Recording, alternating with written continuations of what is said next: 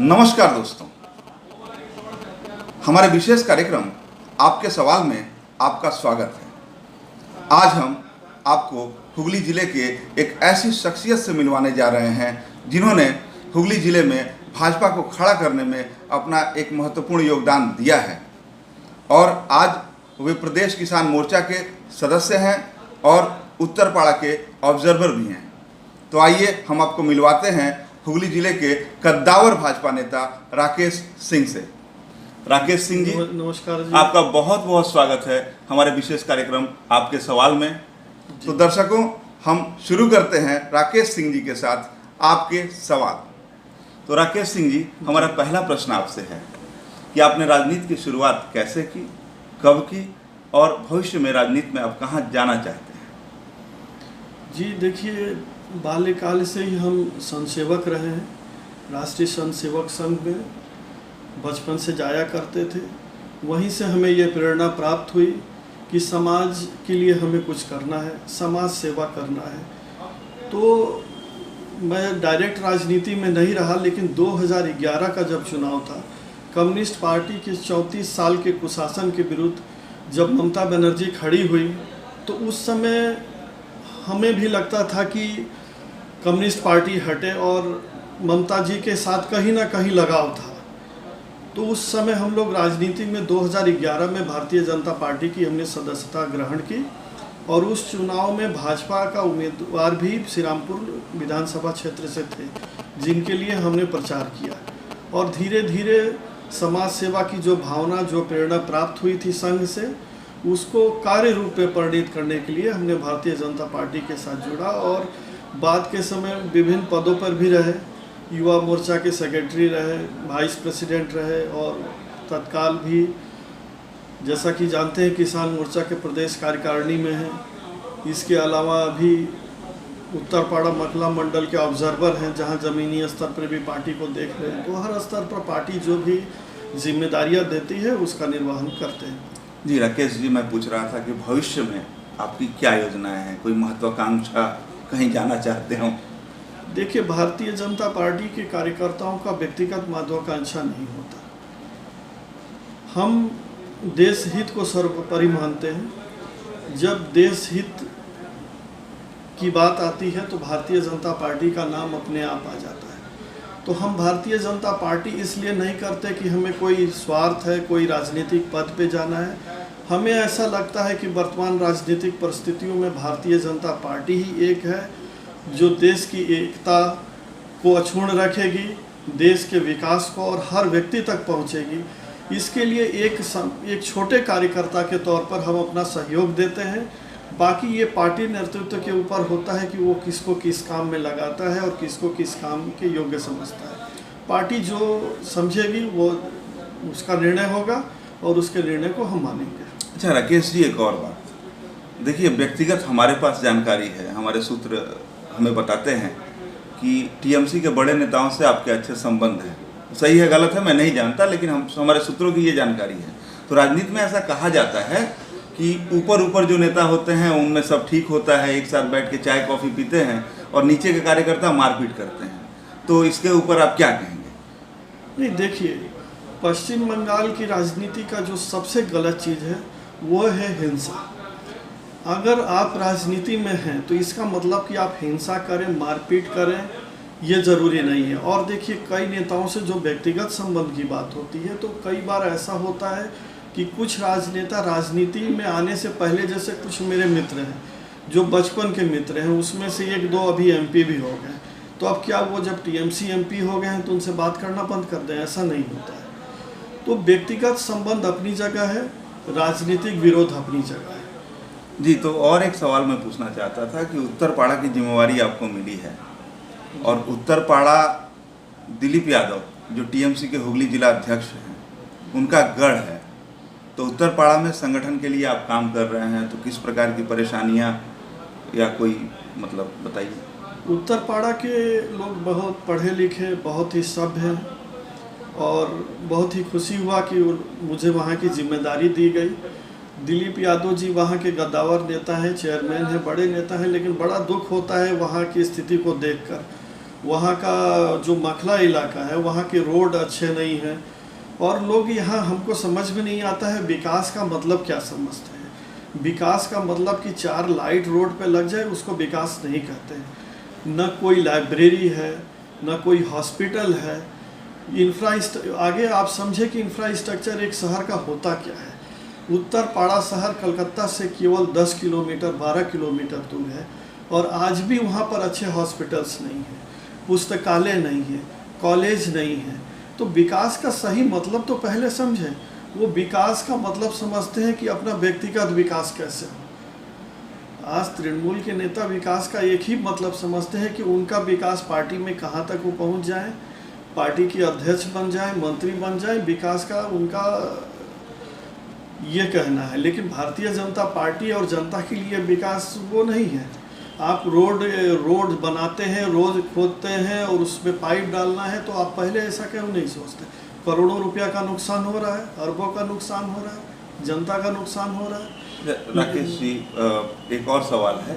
आप ही के पार्टी में कुछ लोग आपके विरोधी भी हैं, और वो हमेशा आप पर यह आरोप लगाते हैं, लोग भी कहते हैं कि आप राजनीति में कई बार मतलब महीनों के लिए असक्रिय हो जाते हैं। तो इस पर आप क्या कहना चाहेंगे?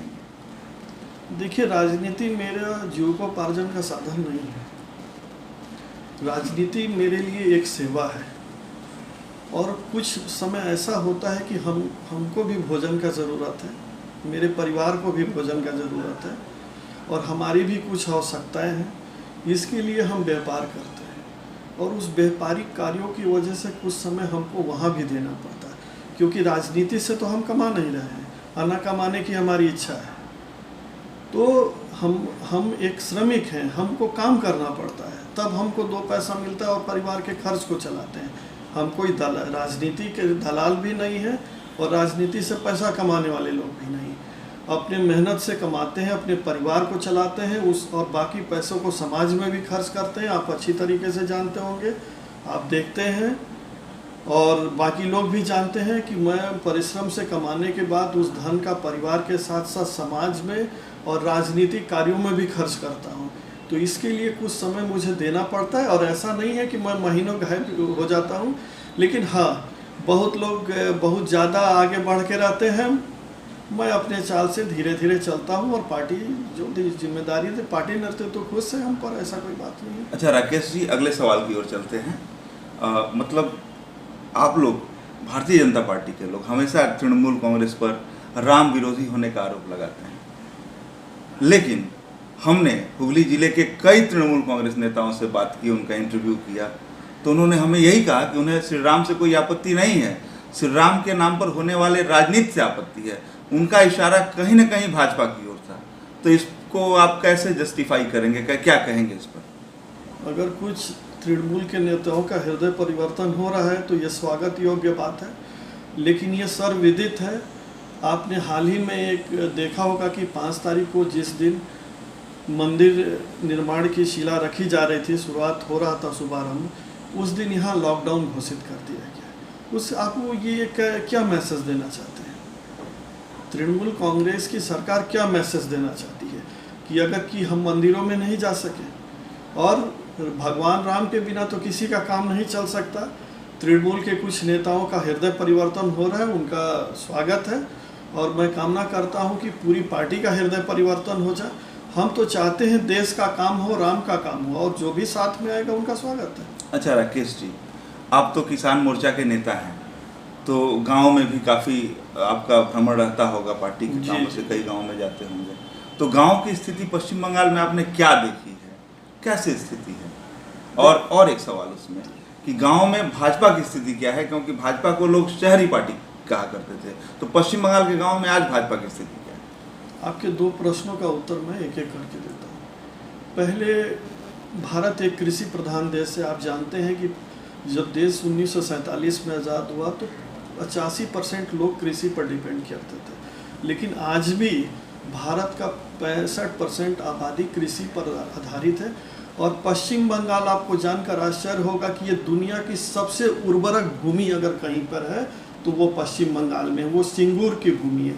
सिंगूर का जो सॉइल टेस्ट किया गया था वो दुनिया की सबसे उर्वरक, और ये आपकी कम्युनिस्ट गवर्नमेंट इसी वजह से गई। गांव में किसानों की स्थिति पहले अच्छी थी, लेकिन वर्तमान स्थिति उनकी खराब है क्योंकि सरकार की तरफ से उनको सहयोग नहीं मिल रहा है और केंद्र सरकार उनकी सम्मान योजना के अंतर्गत उन्हें 6,000 रुपया हर साल देने का निर्णय किया था, लेकिन यहाँ की राज्य सरकार के हस्तक्षेप की वजह से वो लाभ उन तक नहीं पहुँच पा रहा है और बहुत सारे केंद्र का जो सहायता है वो हमारे किसानों तक अगर वो पहुँचे उन तक, अब यही सम्मान योजना अगर 6,000 उनको मिलता तो किसी को कोई नुकसान नहीं था, उनको कुछ लाभ पहुँचता, लेकिन राज्य सरकार की हठधर्मिता के कारण ये नहीं हो पा रहा है। लेकिन इतना ज़रूर है कि 2021 में जब भाजपा की सरकार आएगी तो किसानों के लिए पहली प्राथमिकता हमारे किसान भाई ही होंगे, क्योंकि उन्हीं का दिया हुआ अन्न खा के सब चल रहे हैं। आप फैक्ट्रियों में अन्न नहीं बना सकते। दूसरा प्रश्न का आपने पूछा कि शहरी अंचल में ही भाजपा है, तो मैं पिछले लोकसभा का उदाहरण दे दूं। भाजपा ने 18 सीटें जीती हैं, जिनमें 16 ग्रामीण क्षेत्रों से जीती हैं। केवल 2 सीट बैरकपुर और आसनसोल ये शहरी सीटें रही, बाकी 16 की 16 सीटें। और आज जब विधानसभा का रिजल्ट 2021 में आएगा, आप देखेंगे कि ग्रामीण इलाकों में भाजपा पूरी गांव-गांव तक, घर घर तक पहुंच चुकी है और भाजपा का जीत का रास्ता गांव से ही निकला है और वो विधानसभा तक पहुंचेगा। अच्छा राकेश जी, हुगली ज़िले के निवासी के तौर पर आप खुद हुगली ज़िले में रहते हैं, तो हुगली ज़िले में क्या क्या समस्याएं आपको दिखती हैं? देखिए, अगर मैं कहने लगूंगा तो आपका इंटरव्यू काफ़ी लंबा हो जाएगा, लेकिन 2-1 बातों को कल ही मैं हिंद मोटर से गुजर रहा था। हिंद मोटर, जैसा कि आप जानते हैं, कि एम्बेसडर कार बनाया करता था और सेना को भी वो जीप सप्लाई किया करता था। लेकिन दुख होगा कि कल मैं जब जा रहा था तो आदमी नहीं, केवल जंतु ही दिखाई दे रहे थे। जीव और जंतु और मनुष्य के रूप में कुछ वर्कर्स दिखाई दे रहे थे। ये कितनी बड़ी विडंबना है। वो करीब 8 किलोमीटर के रेडियस में फैला हुआ जगह, आप जो इंडस्ट्रियलिस्ट, जो पॉलिसीज़ गुजरात के अंदर में है, महाराष्ट्र के अंदर में है कि अगर आप इंडस्ट्रियल लैंड का यूज़ नहीं करते हैं तो आपको सरकार को वापस दे देना है, उसका आप उपयोग नहीं। लेकिन दुर्भाग्य है कि वो बिल्डरों को बेचा जा रहा है और बिल्डर वहाँ पर बड़ी बड़ी बिल्डिंगें बना रहे हैं।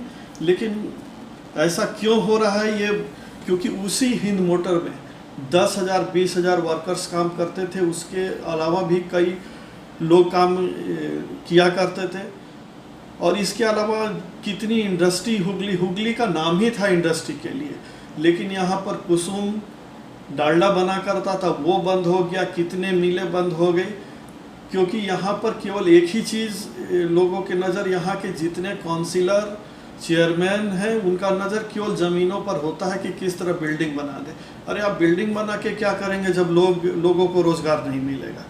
दूसरी चीज़ है, यहाँ स्वास्थ्य सेवाओं का हाल इतना बुरा है। मैं केवल श्रीरामपुर विधानसभा की एक एग्जाम्पल के तौर पर ले रहा हूँ। यहाँ के विधायक डॉक्टर हैं और काफ़ी अच्छे व्यक्ति हैं, बहुत मृदुल भाषी हैं और उनका डॉक्टरों में काफ़ी प्रभाव भी है। लेकिन दुर्भाग्य की बात है कि रिश्ता सेवा सदन जैसे हॉस्पिटल में आईसीयू हुआ करता था, चाइल्ड वार्ड हुआ करता था, आज वो हॉस्पिटल बंद है। डॉक्टर होने के बावजूद उन्होंने कुछ भी नहीं किया, पता नहीं कहाँ रहते हैं। कभी श्रीरामपुर में टीएमसी दावा कर दिया कि श्रीरामपुर में सुपर स्पेशलिटी अस्पताल वाल्स को बना दिया गया है। अब वो टीएमसी के लोग ही वहाँ इलाज करवाते होंगे, बाकी लोगों को तो नहीं मालूम है। वो अंडर कंस्ट्रक्शन है और बहुत दिनों से चल रहा है। वहाँ का स्वास्थ्य सेवा का बहुत बुरा हाल है। जिनके पास कोई रास्ता नहीं रहता है वो जाते हैं और वो बहुत निराश होते हैं, वहाँ डॉक्टर समय पर नहीं मिलते। तो बहुत सारी बातें हैं। स्वास्थ्य सेवा तो पूरी तरह चौपट, विश्वास ही नहीं होता है कि ये कलकत्ता के नज़दीक इतना है। जी, और एक बात, मैंने टीएमसी नेताओं का इंटरव्यू लिया तो एक बात निकल करके सामने आई कि हिंदी भाषियों को टीएमसी में जो सम्मान मिलता है वो सम्मान अभी तक किसी दल ने नहीं दिया। तो एक हिंदी भाषी होने के तौर पर इस पर आप क्या कहना चाहेंगे, आपकी राय? देखिए, भारतीय जनता पार्टी तो किसी भाषा क्षेत्र लिंग पर के आधार पर नेता डिसाइड नहीं करती, लेकिन जहाँ तक तृणमूल कांग्रेस है वो हिंदी भाषियों को इग्नोर करती है। आप उनके कैबिनेट में देख लीजिए, पूरे मुश्किल से 1-2 मंत्री हैं, वो भी मंत्री हैं कोई खेल विभाग से है, डायरेक्ट मेन स्ट्रीम की राजनीति से उनका और दूसरी जगह जाने की ज़रूरत नहीं है। यहाँ इनके इतने गद्दावर नेता प्रेसिडेंट हैं, वो आज तक एमएलए नहीं बन पाए। तो अब क्या कहना, वो साफ दिख रहा है। हाँ, कुछ लोग झंडा ढोने के लिए, काम करने के लिए वो रखते हैं, लेकिन नेता बनने के लिए उनके यहाँ जगह नहीं है निवासियों के लिए। जी, अब हम कार्यक्रम के आखिरी दौर में हैं, तो आप हमें बताएं कि कोरोना काल में आप अपनी सुरक्षा कैसे कर रहे हैं? कोरोना काल में देखिए, स्वच्छता और जैसा कि सरकार और ने एडवाइस किया है कि हम मास्क का उपयोग करें, तो देखिए मास्क हम हर समय ही पहने रहते हैं, और किसी भी व्यक्ति से मिलना है तो एक दूरी पर मिलना है, और घर से आवश्यक हो तभी निकलना है, बेवजह का नहीं कि बिना कारण रोड पर खड़े रहें, स्टेशन पे जाएं, घूमें फिरें, दोस्तों के साथ मिलें। उसके लिए वो समय मिलेगा, सरकार जब निर्देश जारी करेगी तो हम उस अनुसार चलेंगे। लेकिन इसके बावजूद भी भारत एक गरीब देश है, लोगों को काम करने के लिए जाना पड़ रहा है, तो मेरा राज्य सरकार से अनुरोध होगा कि वो जल्द से जल्द रेलवे को चालू करवाएं, क्योंकि उन्होंने ही लेटर भेजा था कि 30/9/2020 तक आप मत चलाइए, और अभी सुनने में आ रहा है कि उन्होंने रिवाइज के लिए दिया है, तो ये निगोशिएशन चल रहा है। तो अगर लोकल ट्रेन चले तो लोगों को रोज़गार भी एक समस्या है, और इसके साथ साथ सेफ्टी भी मेंटेन करना है, तो दोनों चीज़ों को ध्यान में रख के अपने को चलना है। जी, देखिए आप काफ़ी युवा हैं, तो युवाओं को हमारे चैनल के माध्यम से आप क्या संदेश देना चाहते हैं? मैं युवाओं को एक ही संदेश देना चाहता हूँ कि आप कर्म करें, काम करें और पवित्रता रखें। पवित्रता मतलब सत्यता। कोई सफलता का एक ही रास्ता है कि आप मेहनत के द्वारा ही किसी चीज़ को पा सकते हैं। आप पढ़ाई में हो, राजनीति में हो, व्यापार में हो, खेल में हो, कोई पत्रकारिता में हो, कोई शॉर्टकट रास्ता नहीं है। एक ही रास्ता है कि आप मेहनत करें, सच्चाई पर चलें। सफलता देर से सही, लेकिन मिलेगी ज़रूर, ऐसा मेरा विश्वास है। तो राकेश सिंह जी, आपने बड़े बेबाकी के साथ और अपने उसी अंदाज में हमारे प्रश्नों का जवाब दिया, और हुगली हॉट को समय देने के लिए आपको बहुत बहुत धन्यवाद। आपके चैनल को भी बहुत बहुत बधाई। तो दर्शकों, हम आपको अगले एपिसोड में ऐसे ही किसी हस्ती के साथ मिलवाएंगे। तब तक के लिए स्वस्थ रहें, सुरक्षित रहें। नमस्कार।